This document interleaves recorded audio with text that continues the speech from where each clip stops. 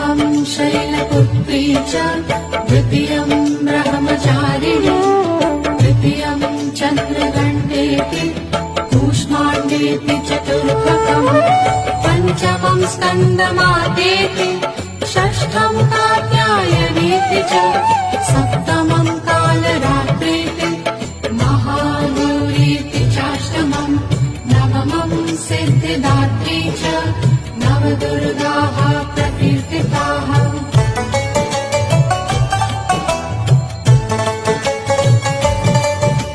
प्रथमं शैलपुत्री च द्वितीयं ब्रह्मचारिणी तृतीयं चन्द्रघण्टेति कूष्माण्डेति चतुर्थकम् पञ्चमं स्कन्दमातेति षष्ठं कात्यायनीति